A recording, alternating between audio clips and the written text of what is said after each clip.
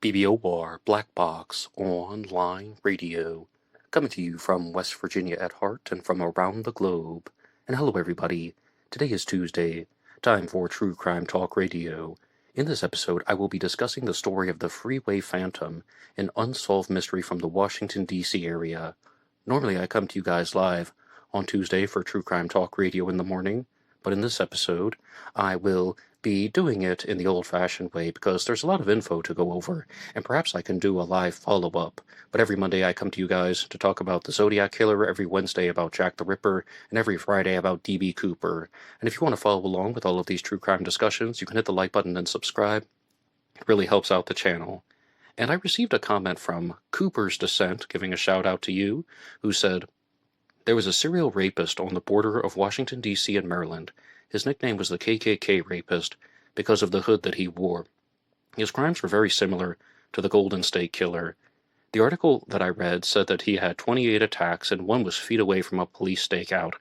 I've always wondered if he was apprehended, because a couple of years later, the Freeway Phantom attack started in the exact same area. One of the bodies was found in the same neighborhood. Might make for a good episode if you can find enough info on the case. Hopefully he was captured." So as you see, there's going to be a combination of different stories that are entangled into this one. And I thought about working backwards, first starting with the Freeway Phantom, because this is a true crime story that I have heard of, but it is one that I have not done a standalone episode on before here on Black Box Online Radio. So I wanted to begin with this, and as you see, I'm an absolute newcomer to the story, but if I make any mistakes or anything, I'm always open to correction. If you're someone who has followed this case for years, please drop something in the comments section down below, and even if you're new to the story like me as well, please share what you think. It always provides for a valuable discussion. Okay, now as I was reading through the articles and watching YouTube videos about the Freeway Phantom, I was reminded of an experience that I had back in 2021, where I was following the story of Mary Pincham Meyer, who was murdered in the Washington, D.C. area. And they made a podcast about her called Murder on the Towpath that was hosted by Soledad O'Brien.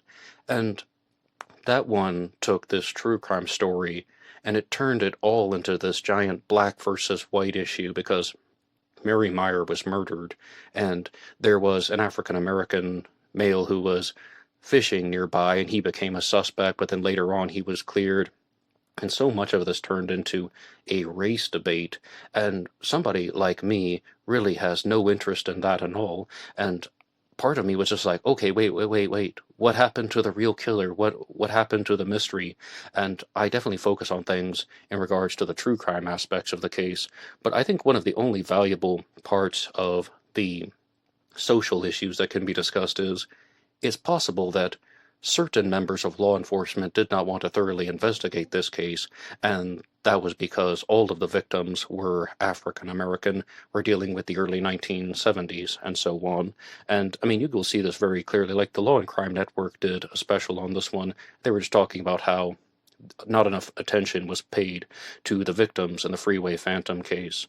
But in terms of how this crime was committed, there were six young women who were murdered between 1971 and 1972 in the D.C. area. And I shouldn't even say young women, I should say girls, because I would actually like to go to WashingtonCityPaper.com because they wrote a very good introduction to the case. This is written by Ren Smith, just citing the source. 6 young black girls were abducted and killed in the early 1970s. Their bodies were left along the freeway. Their killer was never caught. Their names were Carol Spinks, age 13, Darlena Johnson, age 16, Brenda Crockett, age 10, Nina Moshia Yates, age 12, Brenda Woodard, age 18, and Diane Williams, age 17. And it appeared that the women were abducted one by one. Young women, girls, let's say that, were abducted one by one, and they were most likely either offered a ride home by the Freeway Phantom, or they were forced into the car for a particular reason. When I first heard this thing about how he's approaching the girls in a vehicle, I was thinking that this was going to be the story of someone who was going to do the ruse. Oh, hey, do you need a ride home or something like that? And just put them in a completely false sense of security. Many serial killers can be absolutely non-threatening, but then they just attack them at some later time. Now, it appears that that might not have been what happened, because with the story of Nina Mashia Yates, she goes to a Safeway supermarket, and her bag of groceries is actually found on the sidewalk, dropped rather roughly, so it appears that she was forced into the vehicle for some particular reason. And this is one where maybe he's pulling out a gun and just saying, "Get into the car. If you scream, I'll shoot you." Something to that effect. And that's what could have easily happened.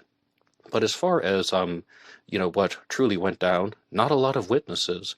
And they believe that that's because the killer was extremely inconspicuous. They believe that he had intense familiarity with the land, with the geography, with the streets, with the roads, as well as with the traffic conditions, because he knew how to dump the bodies without being seen. And I'm citing an episode of Pat Brown's channel, Profiling with Pat Brown.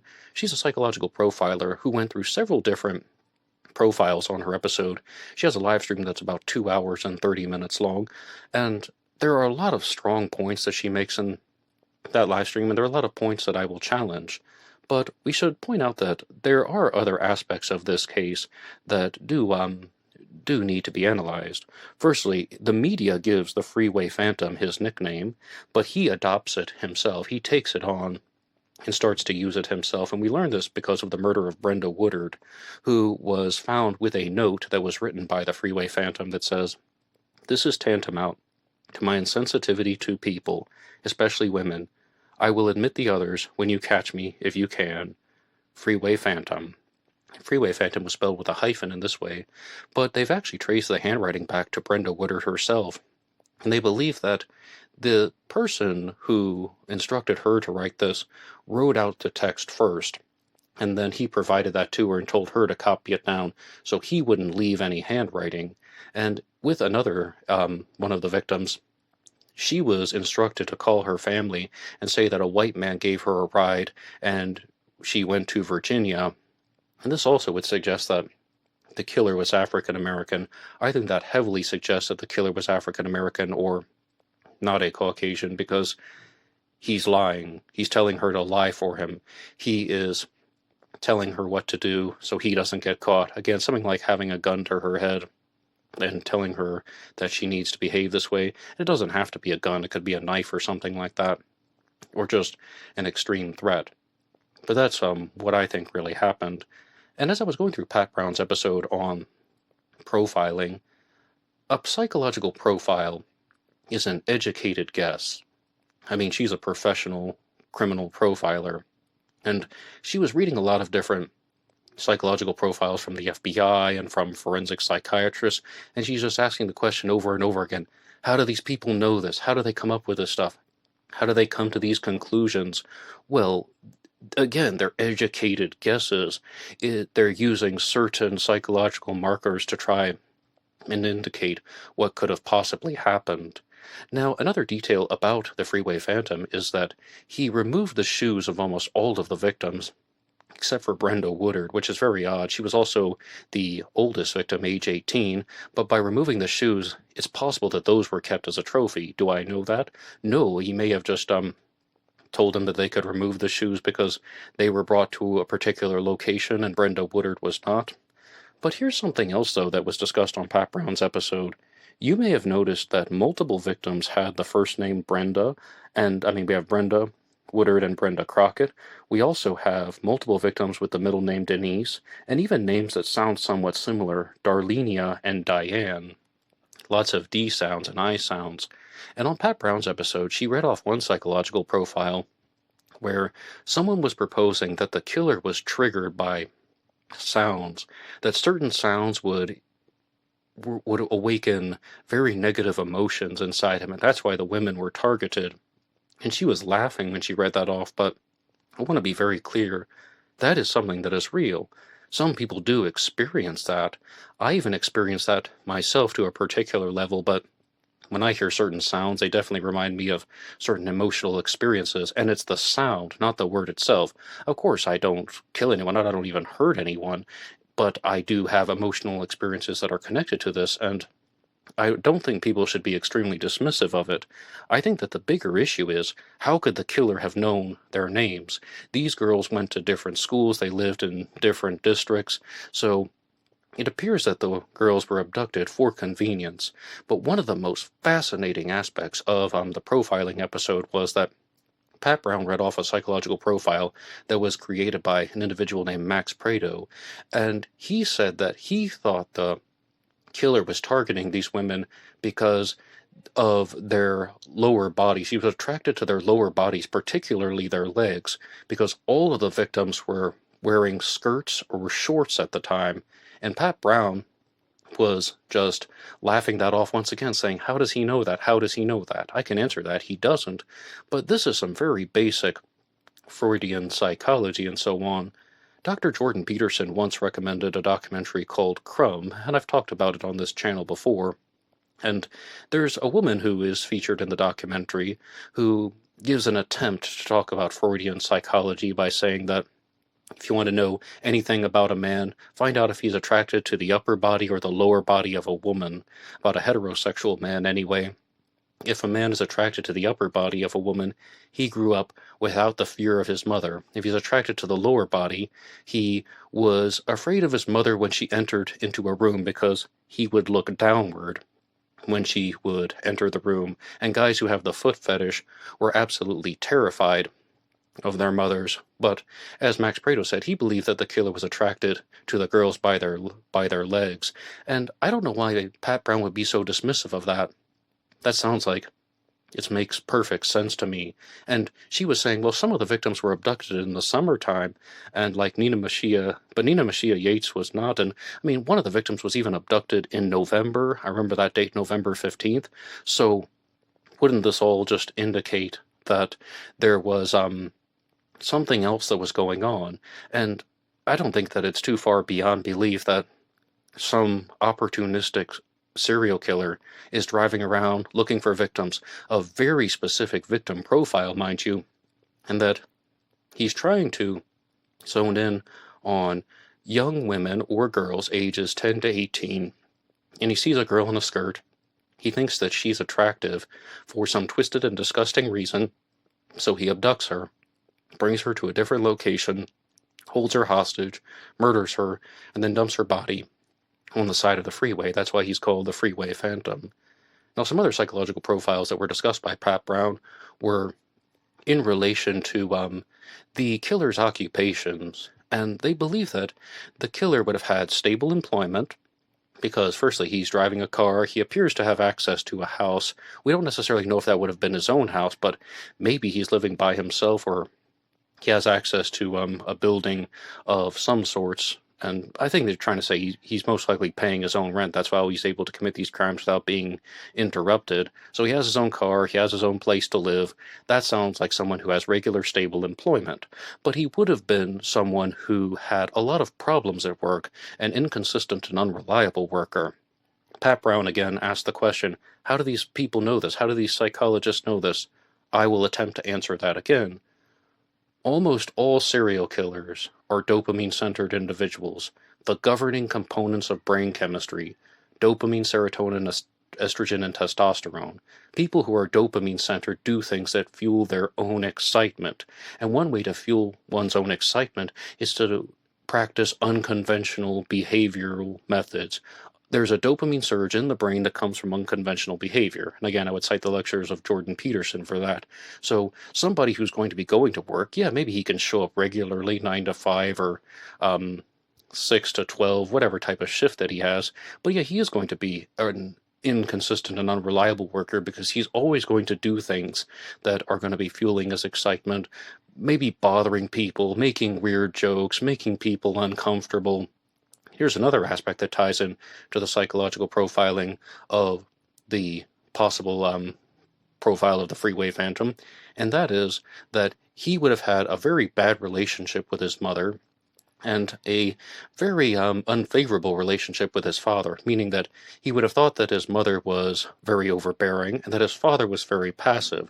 The evidence for this is he's targeting very young women, young girls, 10 to 18, So he's somebody who might be capable of experiencing adult relationships, but really he wants to be with a younger female whom he can dominate, someone who isn't going to be very good at fighting back. And as I said, most of the victims had their shoes removed, except for Brenda Woodard, who was age 18.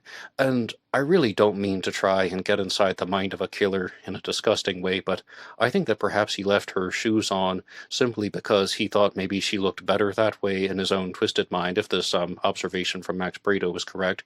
But also, I think that there is an element of practicality that could have been used. He may have brought her to a different location that was something like an abandoned building instead of his home. I'm just guessing at that point. Again, there are reasons why we make these types of guesses, and we can put them all into place. Now, as far as the creation of the Freeway Phantom letter, I mean, as I said before, they believe that the Freeway Phantom was telling Brenda what to write, and that he wrote down the message first and asked her to copy it because it was written in her handwriting. And the reasons for this is it's written extremely fluidly, and it's written without moments of hesitation. It's like not like shaking, nervous handwriting, and it seems like someone who has the time to copy this with a certain amount of neatness, even though there is a lot of sloppiness here. But it says, "This is tantamount to my insensitivity to people, especially women. I will admit the others when you catch me if you can. Freeway Phantom." And this is my immediate take on this is a person who is definitely older than 25. I would think that this person is around age 30. It sounds like someone with a little bit of maturity purely in age, as opposed to somebody who is like 18 or 19 years old. And it seems like someone who has a little bit of education. I mean, maybe a couple years of college. I mean, using the words like tantamount, I mean, okay, I mean, tantamount, that's definitely something. That's not like something that you would hear every day, or definitely not something that you would hear from someone who is absolutely uneducated.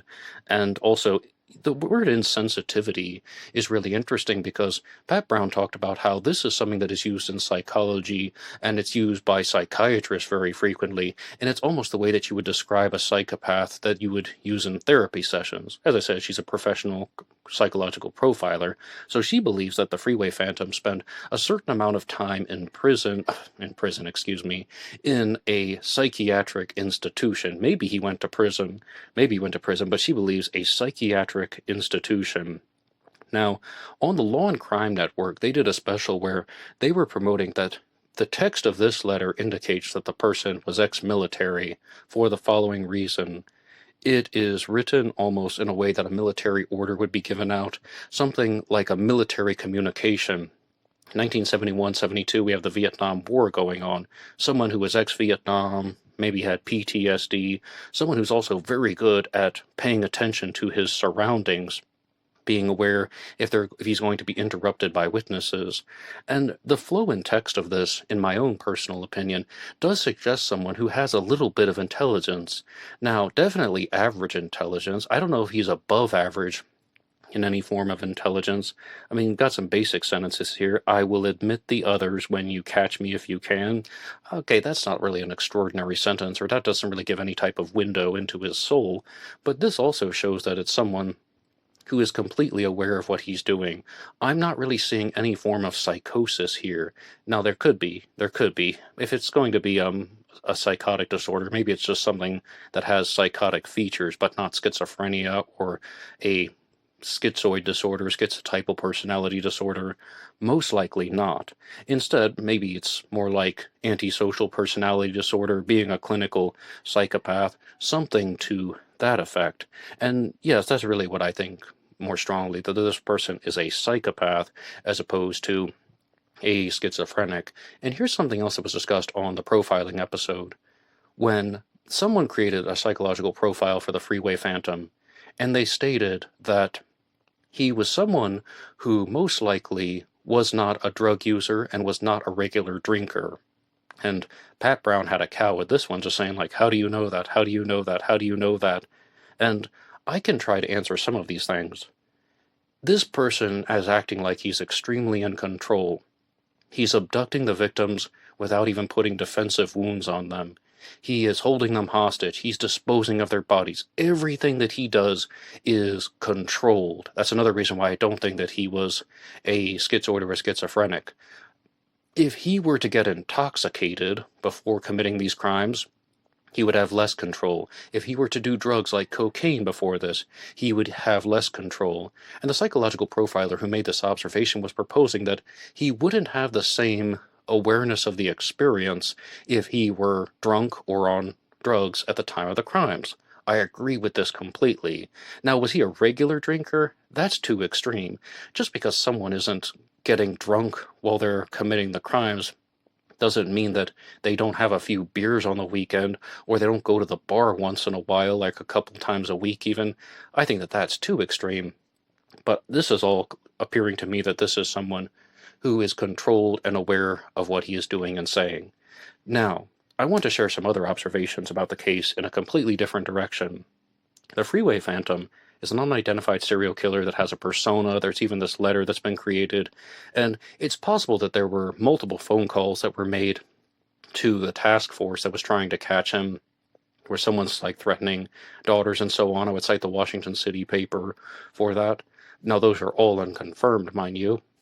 And a question that came up very early on in these episodes is that why is this story not as famous as some of the other true crime cases, such as the Zodiac Killer, Jack the Ripper, and the Son of Sam? And the reason that they are proposing is that it's because the victims are black. I absolutely disagree with this. I could not disagree with this more. I believe that the stories such as the Zodiac and Jack the Ripper, which again I talk about every Monday and Wednesday here on Black Box Online Radio, are more popular because with Jack the Ripper, you have more letters that you can analyze. We have more witness descriptions. We have more physical evidence from the killer, even just the crime scene photo of Mary Kelly and so on. There are more clues that can be discussed and analyzed, partnered with the persona. With the Zodiac Killer, it is an even more enormous amount of clues that can be analyzed, because the Zodiac wrote dozens of letters. He made multiple ciphers, cryptograms that people can try to decode, partnered with also very strong witness descriptions.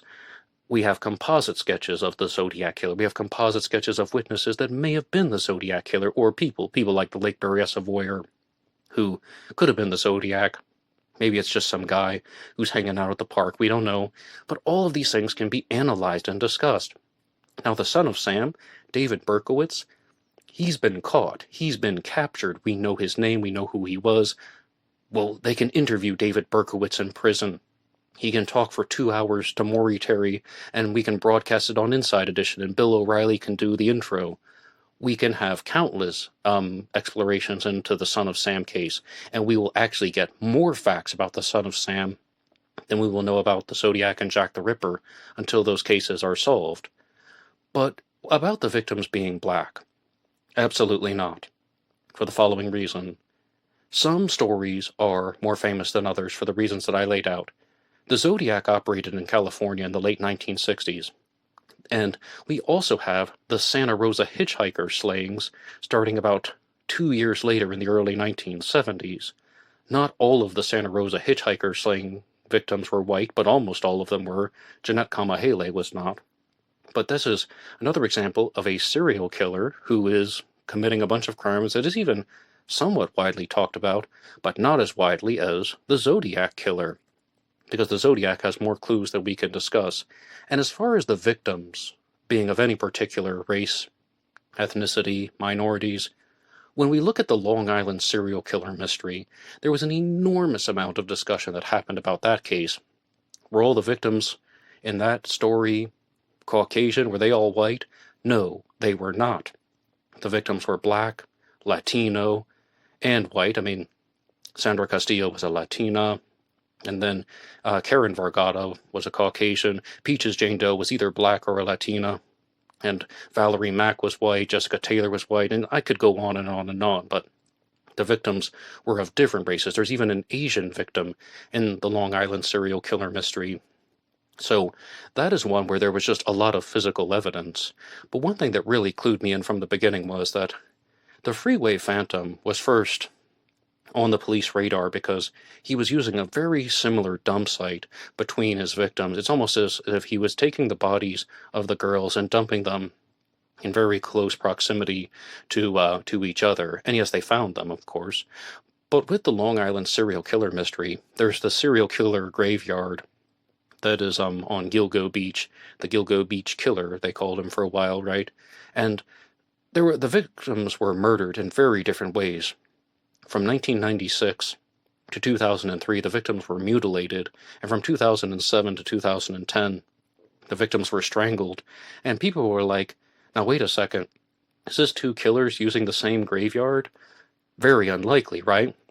Well, with the Long Island serial killer case, that's untrue because we have DNA matches all to Rex Heuermann, who has been arrested for it. There was one killer. With the Freeway Phantom case, I believe that there was one killer as well for the exact same reason, using the same area, same proximity. And with the Freeway Phantom case, it doesn't really seem like there's too much of a change in MO, and it doesn't seem like there is anything other than someone who just wants to target and attack young black females between the ages of 10 and 18. He's going after adolescents and teenagers. I believe all that stuff about how he wants to overpower a woman and he has a particular preference. Now, Max Prado, who said this thing about how he thought the killer was choosing the victims because of being attracted to them wearing shorts and skirts and so on, he thought the killer was white. And I felt a little bit conflicted about that from the beginning. My first instinct was that the killer was black. My second instinct was that the killer was white. But overall, I really have to think that this is an African-American male who, I agree with Pat Brown on all of this, that he has his own house, he has his own car, and even if it's not his own house, he has his own place to stay on the property, like maybe something like this, the guest house in the back or something like that he rents from other people, and he has his own location that he can go to use, or he knows an abandoned building that no one will ever find because of a particular reason. He has his own location that he is going to use. Someone who is perhaps late 20s, early 30s, stable employment, but very annoying at work and no one likes him. Just being honest, he's a serial killer. I don't really want to protect his feelings right now. I would love to know what you guys think about any of these particular observations, as well as what I've said about why this story is not as famous as some of the other ones, and I'll include a link down below to one of the episodes of True Crime Talk Radio that I did about Mary Pinchin Meyer from about 3 years ago now. And overall, do you have any observations about the Freeway Phantom case? What stands out to you? What do you think the killer was doing? And one final observation from Pat Brown's show was, she read off a psychological profile statement from someone who believed that the killer would have been driving a late model car that was very well maintained. He took great care of his automobile, and she's just like, what? How do you know that? How do you know that? And I'm just going to say, I think that that's absolutely correct. This guy used the car so carefully in his crimes, he's going to carefully maintain it. He used the car as an essential part of his serial killer operations. He's going to maintain it. The car is not only used to abduct the victims, it's also used to dispose of the bodies. And I don't necessarily know if he's going to be someone who's extremely wealthy. Maybe. I brought up the Long Island serial killer. Rex Heuermann was an architect, and he definitely wasn't poor. I mean, that's how he was able to lure high-end people of a certain profession to his home in the first place. I don't necessarily know if we can say he was working class, but I definitely think he owned a car that he took great care of. What do you think about all of these observations? One observation that I do want to challenge is that, was this guy married? Did he have kids? Impossible to say. This is when I'm going to be on someone like Pat Brown's side, when you're just going to be like, you can't make that type of prediction. They're going to say, well, he's probably some guy who can't find a sexual partner, so he's going after women in a vulnerable place. No. Serial killers can be married and have children, and they will do that. Serial killers can be sad, lonely men, and they will do that. You will find contradictory examples all the time if you try to just say that this person doesn't have the opportunity to find his own partners. I mean, I was talking to you guys about the South African Lover's Lane killer, David Mbengwa, and he was somebody who would target couples in lovers' lanes and murder them. He was married with 4 children, and he was married before the crime started. I was also just talking to you about Oba Chandler here on True Crime Talk Radio. He was a murderer, killed woman and her 2 children, most likely a serial killer based on all of his activities, although he was only convicted for the murders that I just talked about. And he had 8 children. He was a womanizer. He could go from woman to woman. Just because somebody is married and they have kids does not mean they won't do this. Just because someone is single, it doesn't mean that they will do this. Those types of things are not possible to determine based on any type of educated guess. But that'll be all from me now. Anybody can write the show at blackboxonlineradio@aol.com. You can also get me on Facebook. My personal Facebook name is Ned DeHaan. I also have blackboxned88 on Instagram. And if you would like to support any of these programs, you can go over to buymeacoffee.com, buymeacoffee.com/blackboxned88. That allows you to make a donation or contribution to help support the show, and anybody who makes a donation will get a shout out on Zodiac Monday. You can also use the super thanks here on YouTube, and I will see you guys tomorrow on Ripper Wednesday talking about Jack the Ripper. Until next time.